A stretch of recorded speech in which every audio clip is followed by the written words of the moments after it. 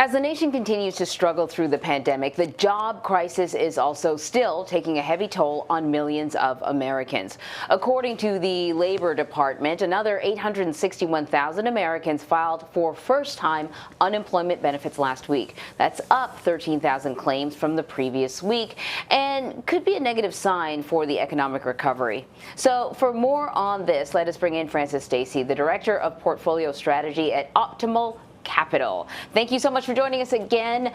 Frances, let's get into the latest numbers. How does this week's report reflect on how the U.S. is handling the pandemic? I felt like the last couple of times we spoke to you, there was sort of a little bit of a downward trend, but now it looks like we're ticking back up again.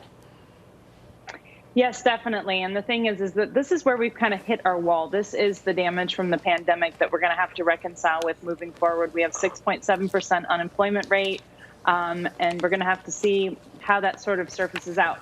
Most of these jobs are really still in leisure and hospitality, that are really where people are just not getting reemployed, and businesses are closing and businesses are shutting down. And so that's kind of interesting to see which of those businesses will survive and which are going to be able to reopen.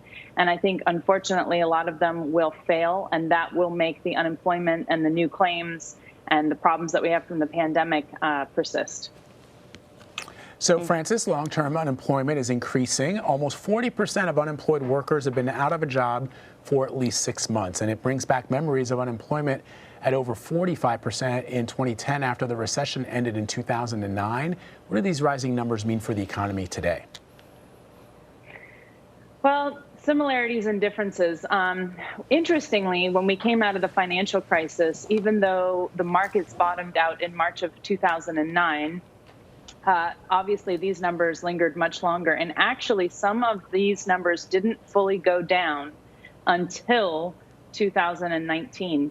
And most of the added jobs to create the record amount of unemployment, the record unemployment rate, was from small businesses. And unfortunately, small businesses certainly did get wiped out in the financial crisis. But I think it's going to be interesting to see, because I think actually small businesses have been wiped out even more severely during COVID. And so I think that it's going to take even longer this time around in order to get those jobs back. Because it's interesting, you had a lot of quantitative easing, you had a lot of support from monetary policy, and it took that long for some of those jobs to come back, 10 years almost. And now you've had so much stimulus, right, which is going in to pump up the asset prices in the markets.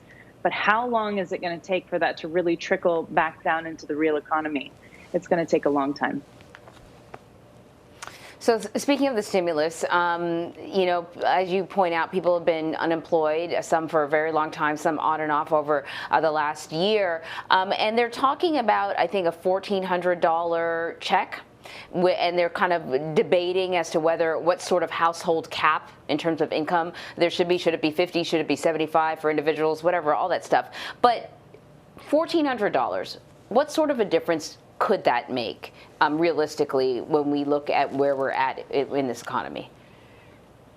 Well, $1,400 for somebody making $75,000 a year is not going to make that big of a difference. But $1,400 for people who can't afford to eat, are in a breadline, can't pay their bills, that's obviously going to make a huge difference. And I'm in favor of actually targeting this to the people that are suffering the most.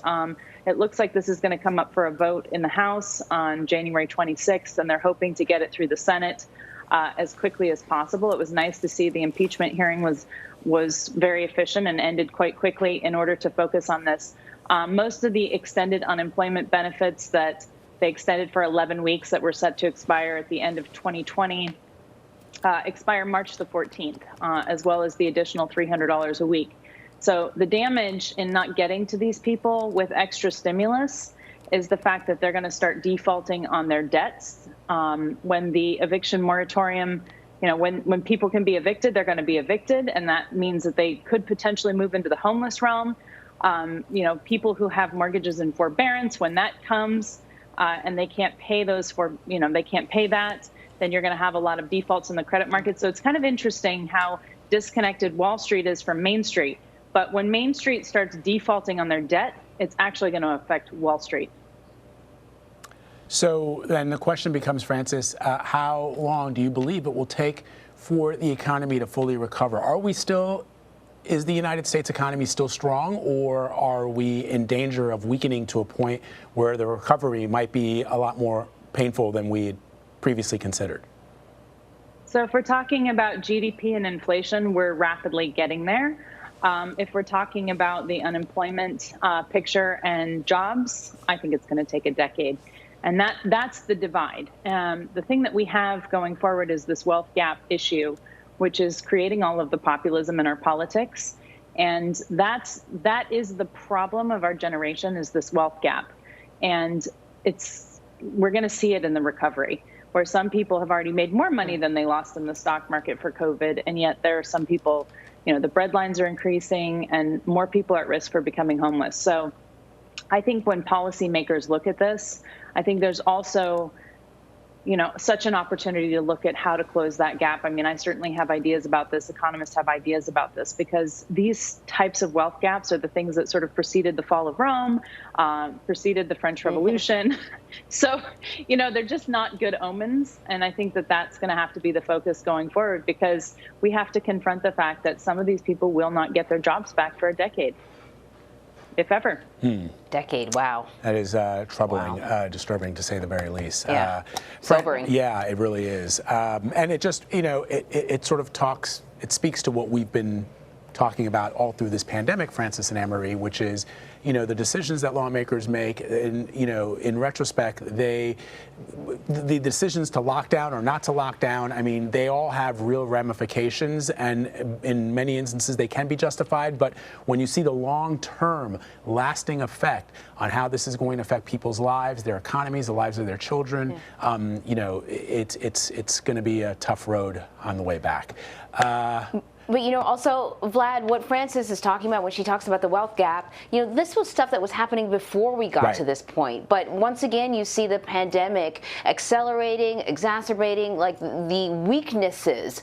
And I've always said, when you look at the wealth gap and you see that increasingly black and brown people in this country are amassing less and less wealth, yet continuing to grow in population, you're going to have a problem. It's not just an issue for black and brown people. It's an issue for this whole country. You can't have a growing population that is increasingly being kept away from wealth. Yeah, no, there's not an imbalance there. Yeah, and Francis, I think you raise this every time we talk.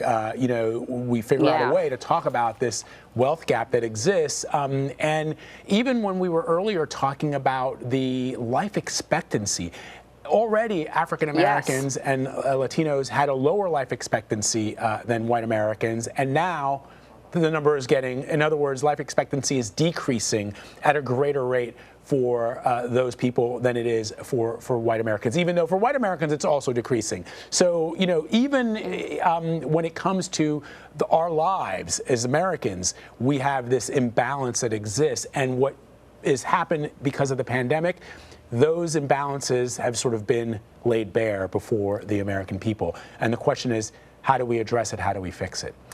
Francis, always great to talk to you. Thank you so much. Really, really important stuff.